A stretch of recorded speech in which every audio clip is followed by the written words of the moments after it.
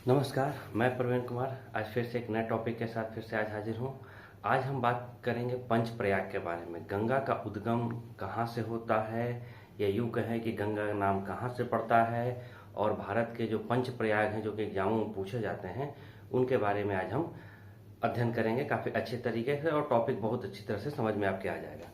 तो शुरुआत करते हैं सबसे पहले पंचप्रयाग और गंगा का उद्गम। पंचप्रयाग और गंगा का उद्गम दोनों एक ही है, अलग अलग नहीं है, लेकिन गंगा का नाम कहाँ से पड़ता है गंगा, इसको हम लोग सबसे पहले समझना है। तो सबसे पहले हम समझते हैं बद्रीनाथ। बद्रीनाथ एक जगह है, ये क्या है, उत्तराखंड में। इससे पहले एक और चीज समझ लेते हैं, ये है उत्तराखंड। उत्तराखंड के दो भाग हैं, एक है गढ़वाल और एक है कुमायूं। तो ज्यादातर जो हिमनद है, हिमनद किसको कहते हैं, बर्फ के बड़े बड़े ग्लेशियर, बर्फ के बड़े बड़े पहाड़ जहां से नदियां हमारी निकलती हैं। आपको ये पता होगा कि हमें दो तरह की नदियां पढ़ना है, एक हिमालय की नदियां, एक प्रायद्वीपीय नदियां। हिमालय की नदियों में सालों भर पानी रहता है, प्रायद्वीपीय नदी में कम पानी रहता है। प्रायद्वीपीय नदी के बारे में हम आगे पढ़ेंगे। आज जानते हैं गंगा की नदी के बारे में, हिमालय की नदी के बारे में। तो हिमालय की नदी में यही है कि गढ़वाल जो इलाका है, गढ़वाल इलाके में काफी बड़े बड़े ग्लेशियर हैं, तो जो भी नदियां निकलती हैं गढ़वाल से निकलती हैं। तो गढ़वाल में ही एक जगह है बद्रीनाथ। बद्रीनाथ में संतोपत हिमानी है। संतोपत हिमानी क्या है, संतोपत ग्लेशियर है, जहां से दो नदियां निकलती है, एक है विष्णु गंगा और दूसरी है धौली गंगा। विष्णु गंगा और धौली गंगा दो अलग अलग नदियां निकलती हैं और आके एक जगह पे मिल जाती हैं, जिसका नाम है, जिस जगह पे मिलती हैं उस जगह का नाम है विष्णु प्रयाग। अब प्रयाग क्या है, जहां पर दो नदियों का संगम होता है उसे हम प्रयाग कहते हैं। अभी जैसे कुंभ चल रहा था कुछ समय पहले, तो ये इलाहाबाद में चल रहा था, जो कि उसका पुराना नाम है। वर्तमान नाम क्या है, प्रयाग। क्यों कहा जाता है, क्योंकि यहाँ तीन नदियों का संगम है, गंगा, यमुना और सरस्वती। तीन नदियों का संगम, इसलिए यहाँ प्रयाग कहते हैं। दो से ज्यादा नदी है, तो जहां पर दो नदियां मिलती हैं उसको हम प्रयाग कहते हैं। तो यहाँ पर नदियां मिल रही है, विष्णु गंगा और धौली गंगा दोनों नदी कहाँ मिल रही है, विष्णु प्रयाग में। तो विष्णु प्रयाग में मिलने के बाद, इससे पहले एक और चीज हम जान जाए, पहले नदी के बारे में समझ लेते हैं कि इसका नाम कैसे पड़ता है। जैसे दो नदियों के मिलन स्थल पर जिस नदी की गहराई ज्यादा होती है, आगे नदी उसी नाम से बहती है। या दो नदियों की गहराई बराबर होने पर आगे नदी दूसरे नाम से बहती है। जैसे अभी आप जानते होंगे कि कुंभ में यमुना नदी आके गंगा में मिल जाती है, यानी कि यमुना की गहराई वहां पर प्रयागराज में कम हो जाती है, गंगा वहां पर ज्यादा गहरी रहती है, इसलिए आगे गंगा के नाम से बहती है। अगर वहां पर अगर गंगा की गहराई कम हो जाती और यमुना की गहराई ज्यादा होती, तो आगे यमुना के नाम से बहती नदी। सरस्वती की गहराई कम हो जाती है, इसलिए सरस्वती नाम वहीं पर समाप्त हो जाता है और आगे गंगा के नाम से बहती है। उसी तरह से विष्णु गंगा और धौली गंगा दो नदियां हैं, दोनों नदियों की गहराई बराबर हो जाती है। जहां से दोनों नदियों की गहराई बराबर हो जाएगी, उसके आगे उस नदी का नाम दूसरा हो जाएगा। जैसे विष्णु गंगा और धौली गंगा दोनों नदियां आके विष्णु प्रयाग में मिल गई, यहाँ पे दोनों नदियों की गहराई बराबर हो गई, तो यहाँ आगे की नदी हो गई अलकनंदा। विष्णु गंगा और धौली गंगा दो नदियां हैं, कहां से निकलती हैं, संतोपत हिमानी से। दोनों नदियां आके मिल गई विष्णु प्रयाग में, यहाँ पे दोनों की गहराई बराबर हो गई, तो आगे ये नदी एक नए नाम से बनी। तो आगे की नदी का क्या नाम हो गया, अलकनंदा। आगे की नदी का नाम हो गया अलकनंदा। आगे बढ़ने पर, अलकनंदा के आगे बढ़ने पर नंदाकिनी एक नदी है जो कि आके मिल गई अलकनंदा में। नंदाकिनी नदी आके मिल गई अलकनंदा में, और जहां पे ये मिली उसका नाम हो गया नंद प्रयाग। इसका नाम हो गया नंद प्रयाग। अलकनंदा में नंदाकिनी, मंदाकिनी नहीं, नंदाकिनी, नंदाकिनी आके मिल गई अलकनंदा में, तो यहां से इसका नाम हो गया नंद प्रयाग। फिर अलकनंदा आगे बढ़ी, यहां पर भी वही हुआ कि जिस नदी की गहराई कम हो जाती है उसका नाम वहां समाप्त हो जाता है। यहाँ पर नंदाकिनी की गहराई कम हो गई, इसलिए नंदाकिनी समाप्त हो गई। आगे बढ़ी, कर्ण प्रयाग में एक और नदी आके मिल गई, पिंडार। पिंडार मिल गई कर्ण प्रयाग में, तो जहां पर मिली उस जगह का नाम है कर्ण प्रयाग, और नदी मिल रही है अलकनंदा में।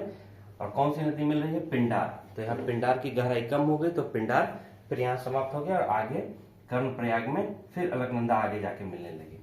फिर दूसरी ओर से केदारनाथ। केदारनाथ एक जगह है जो कि गढ़वाल हिमालय में पड़ता है। यहाँ से एक नदी निकली जिसका नाम है मंदाकिनी। ये है मंदाकिनी और ये है नंदाकिनी, दोनों नामों में अंतर है। मंदाकिनी आके मिल गई रुद्रप्रयाग में। जहां पे ये नदी मिली वहां पर प्रयाग हो गया, संगम हो गया। जिस जगह पे मिली उसका नाम हो गया रुद्रप्रयाग। यानी कि रुद्रप्रयाग में कौन सी नदी आके मिली? मंदाकिनी। फिर वही हुआ, मंदाकिनी की गहराई कम हो गई, अलकनंदा की ज्यादा थी तो अलग आगे अलकनंदा के नाम से बही। फिर एक और नदी है जो कि उत्तर काशी के गंगोत्री से, गोमुखी वाणी से, बहुत इंपॉर्टेंट है।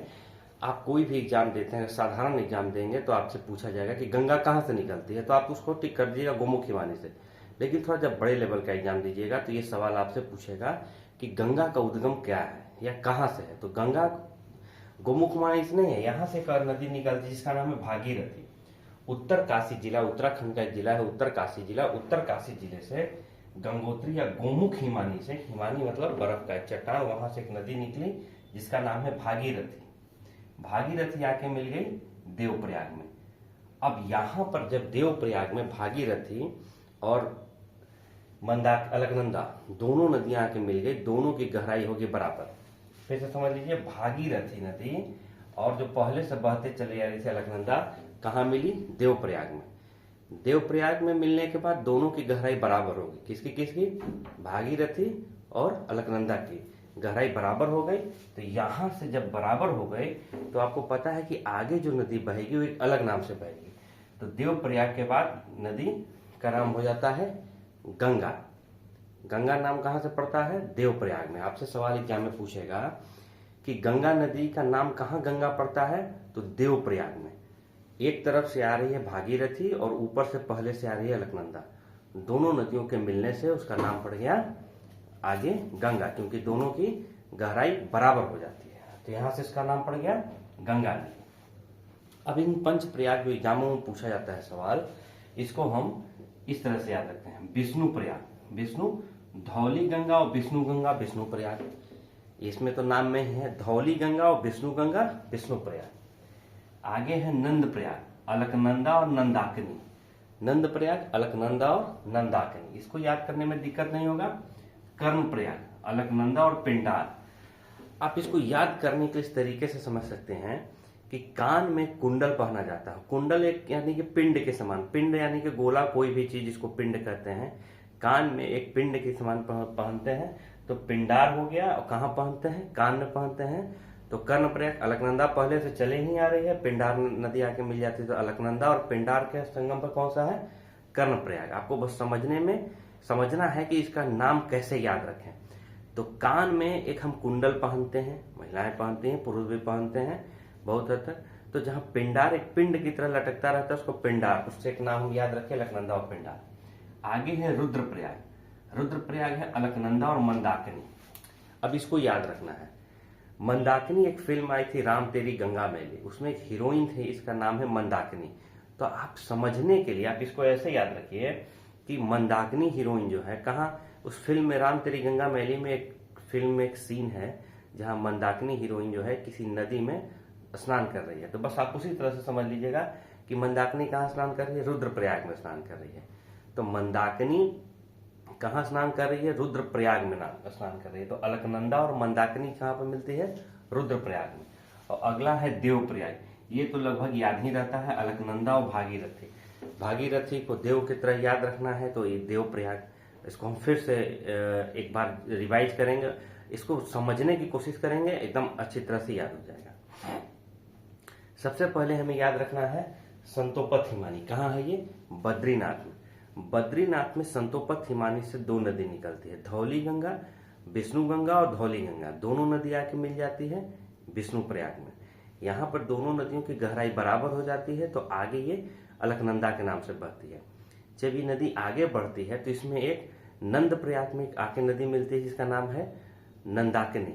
नंदाकिनी जहाँ आके मिली उस जगह का नाम हो गया नंद प्रयाग। नंदाकिनी नदी जहाँ आके मिली उसका नाम हो गया नंद प्रयाग। नंद प्रयाग से जब आगे बढ़ी अलकनंदा तो एक और नदी आके मिल गई जिसका नाम है पिंडार। पिंडार जहाँ पे मिली वो हो गया कर्ण प्रयाग। कान में पहनते हैं पिंड तो हो गया पिंडार कर्ण प्रयाग में। आगे बढ़ी नदी तो केदारनाथ से, केदारनाथ से एक नदी निकली जिसका नाम है मंदाकिनी। मंदाकिनी आके मिल गई, कहाँ पे मिली? ये मंदाकिनी आके मिल गई रुद्रप्रयाग में। रुद्रप्रयाग में मंदाकिनी आके मिल गई, अलकनंदा और मंदाकिनी, अलकनंदा और मंदाकिनी मिल गई रुद्रप्रयाग में। उसके बाद गोमुख हिमानी से, जो कि उत्तरकाशी जिले में है, गोमुख हिमानी से एक नदी निकली जिसका नाम है भागीरथी। भागीरथी कहाँ आके मिल गई?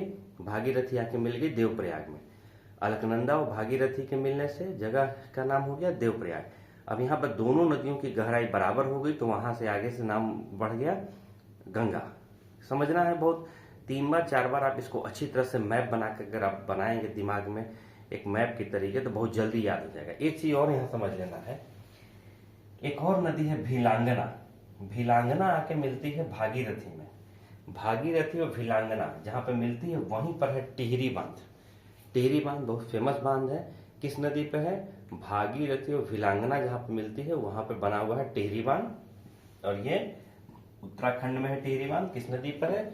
मेनली भागीरथी पर, जो बड़ी नदी है उसी का नाम होता है। और ये मिल गई देवप्रयाग में गंगा। तो ये है पंचप्रयाग। मुझे लगता है कि आप लोगों को काफी समझ में आया होगा, और फिर भी अगर कोई दिक्कत है तो आप मुझे कमेंट करिएगा, बताइएगा। मैं कोशिश करूंगा इसको और तरीके से समझाने के लिए। आज के लिए इतना ही, धन्यवाद।